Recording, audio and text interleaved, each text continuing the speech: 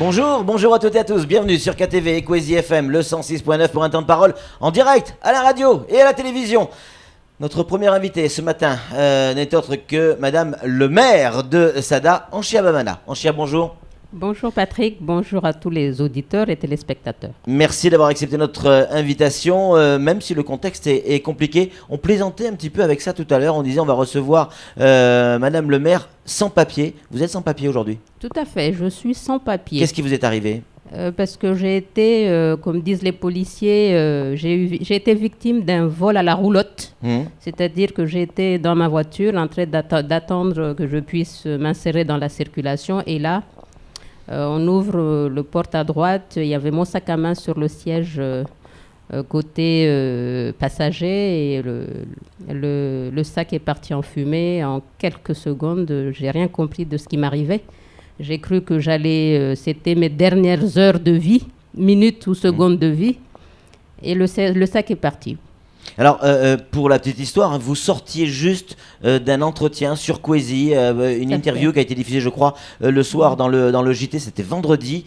Vous parliez de sécurité et d'insécurité, et en reprenant la route, effectivement, ou sortant du parking, des gens vous ouvrent la porte et vous arrachent le papier. Et vous nous avez dit, après, ou plutôt à Abic, que vous avez eu vraiment très très peur.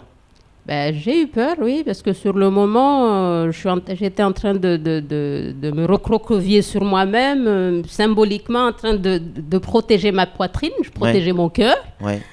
Et là, c'était très très vite et ça pose vraiment le problème de l'insécurité à Mayotte. C'est une réalité. Ouais, et notamment à Sada. Ce n'est pas une vue d'esprit, c'est une réalité. Et notamment à Sada, Anchia Bamana, puisque ce week-end, il y a eu une grosse, au début, marche blanche, qui devait être calme, etc., qui s'est transformée peu à peu en manifestation avec des slogans, avec des banderoles. On était là, on a filmé, on a entendu, comme vous, et où il a fallu même que vous interveniez pour pouvoir un peu calmer tout ça. Comment on peut en arriver là? C'est un ras-le-bol de la population. La population est excédée par ces vols, ces cambriolages à répétition. Ce dernier mois, le quartier des Doujani est victime de ces cambriolages. Je pense qu'il est vraiment temps de mettre en place une vraie prévention de la délinquance ici. Et mettre en place des moyens. Moi, j'ai discuté ces derniers temps avec les services de la gendarmerie. Ils sont excédés aussi. Ils font ce qu'ils peuvent avec le peu de moyens qu'il y a. C'est ce qu'ils vous disent? On n'a pas assez de moyens? Bien sûr, ça se voit. À la brigade de Sada, ils sont 18 gendarmes de proximité pour 4 communes, 37 000 habitants, alors qu'il faut en moyenne un gendarme de proximité pour 1000 habitants. Ça veut dire qu'il manque le double. Ils sont 18 pour 37 000. Il devrait être 37. Mais pourquoi, gendarmes de proximité pourquoi vous, en pour tant que maire de assurer... Sada, vous n'allez pas voir le préfet, le directeur de cabinet, pour en parler, pour discuter, pour débattre avec lui? Lui qui est à l'écoute. C'est ce qu'on va faire. Parce que j'ai sensibilisé depuis hier le président de l'association des maires, parce que hier, c'était Sada. Bien avant, il y avait d'autres communes. Nous vivons tous la même chose. Les services de police municipale ne sont pas suffisamment équipés non plus. Moi, je n'ai que 8 policiers municipaux. Avec une commune en déficit, j'aurais bien aimé embaucher un peu plus, mais je ne peux pas.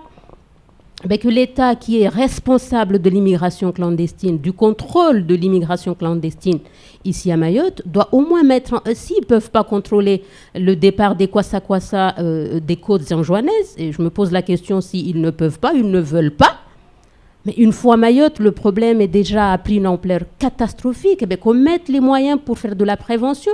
Les gens demandent là, vous mettez les agressions qu'il y a à Sada sur le dos de l'immigration clandestine? La majeure partie, c'est bien ça. La majeure partie. Je ne dis pas qu'il n'y a pas des Mahorais qui profitent du système. Mais le nombre, là, on dit que pratiquement la moitié de la population qui n'est pas comptabilisée officiellement par l'INSEE, puisque quand on dit 200 000 habitants en 2012, tout le monde dit qu'on est bien 300 000 à 400 000.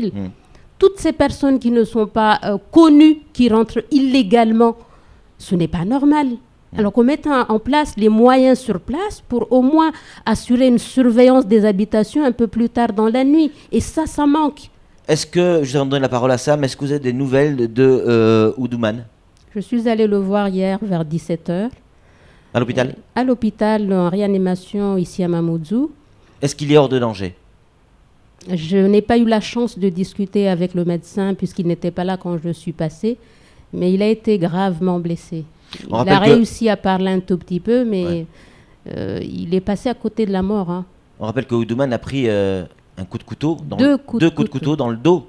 Dans le dos, semble-t-il. Dans le dos et sur le côté. Et encore parce qu'il a voulu essayer de récupérer ses affaires en parlant avec l'auteur du vol. Alors, je ne sais pas exactement ce qui s'était passé. Ouais. Je n'étais pas sur les lieux. On m'a appelé samedi soir vers 21h pour me dire qu'il était blessé et qu'il était sur le chemin du CHM. Et c'est là où je me suis rendue à la brigade pour comprendre un peu plus ce qui s'était passé.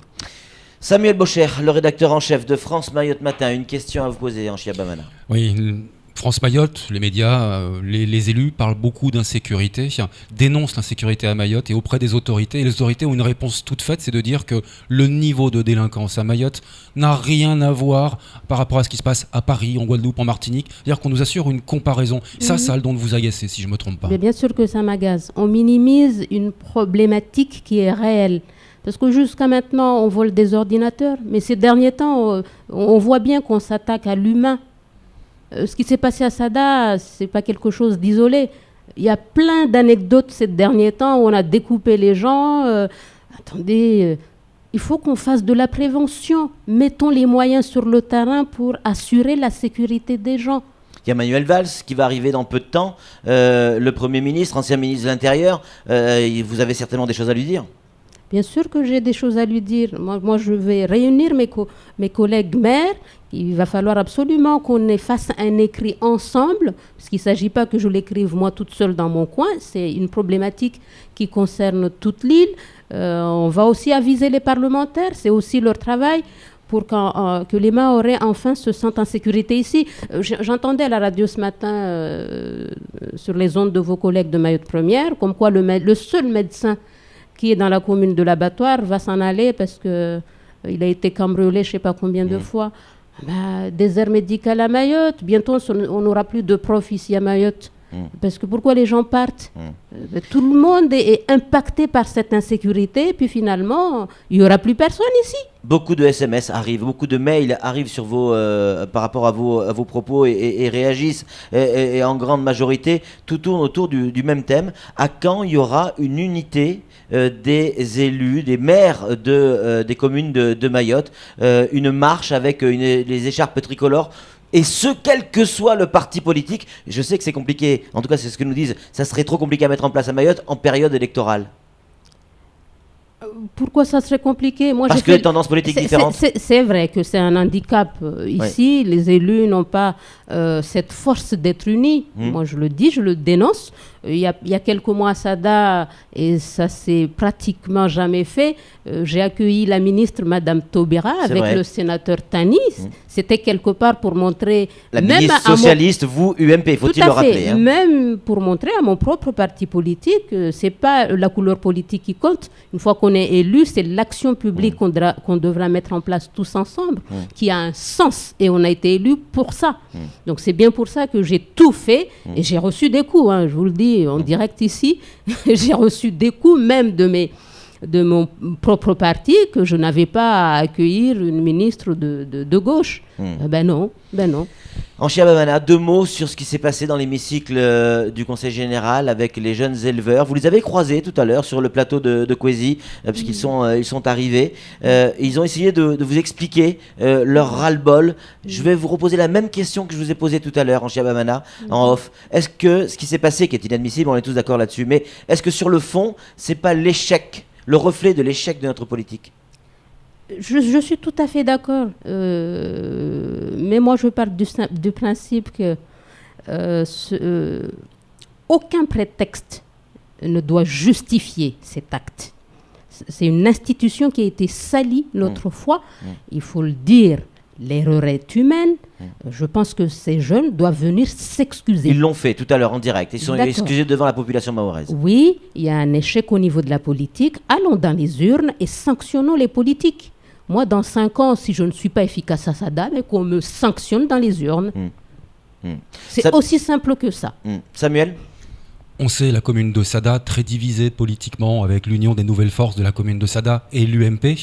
Là, sur les photos de la marche blanche hier, on voit Noman Ousseni, conseiller général. Vous y étiez aussi. Est-ce qu'il y a une unité des habitants de Sada sur le sujet de l'insécurité, de l'immigration et ainsi de suite ? Bien sûr, et c'est le message justement qu'on devra passer au niveau de mes propres collègues élus, maires, conseillers généraux, mais aussi parlementaires. Mettons de côté nos étiquettes politiques quand il s'agit de défendre les intérêts de la population de Mayotte. Et le jour où on comprendra ça, je pense qu'on a beaucoup de leçons à prendre chez nos collègues réunionnais. Ils sont unis pour développer leur île et à nous aussi de faire de la même façon pour qu'on puisse sortir cette île des difficultés. Anchia, hier à Sada, on a entendu des slogans qui font froid dans le dos, des slogans racistes. Vous les avez entendus comme nous, hein. Et c'est du reste pour ça que vous avez dû intervenir. On a entendu des choses qui font peur, qui s'attaquent dans les mots à la communauté anjouanaise, avec notamment ces étrangers en situation irrégulière. Vous cautionnez ça ? Je ne cautionne pas. C'est bien pour ça que j'ai fait arrêter la marche. Et je suis montée sur cette terrasse pour dire à tout le monde se calme. On est là pour manifester notre mécontentement. Il était hors de question d'insulter qui que ce soit. Je peux comprendre le ras-le-bol, mais encore une fois, le ras-le-bol ne permet pas à l'individu de faire n'importe quoi. On était aussi à deux doigts, si la manifestation avait continué, à passer aux actes. Dans certains cas, il y avait certains éléments de la manifestation qui étaient prêts à en découdre avec certains Anjouanais. Je ne l'ai pas senti à ce niveau-là, mais quand j'ai senti qu'il y a quelques-uns qui commençaient à s'agiter, heureusement qu'ils m'ont écouté. Ouais.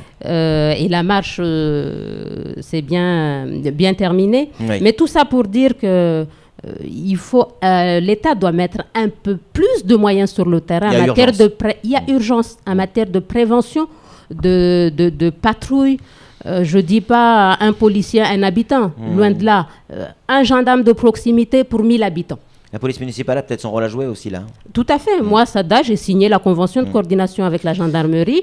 J'ai mis en place tous les dispositifs qui existent, le CLSPD, les conventions avec le procureur, tout ça pour ensemble mettre en place les mesures nécessaires pour assurer la sécurité des habitants. Mais un gendarme pour 1000 habitants, c'est indispensable. C'est le minimum vital qu'on pourrait demander et ce n'est pas le cas actuellement. Merci beaucoup Anchia Bamana d'être venu sur ce plateau. C'est tout pour ce temps de parole. Oui, l'insécurité, que ce soit à Sada ou dans d'autres communes, on peut parler de Mamoudzou aussi, devient un véritable problème. Les élus tous unis, c'est possible. C'est tout pour ce temps de parole. Tout de suite, la suite de nos programmes.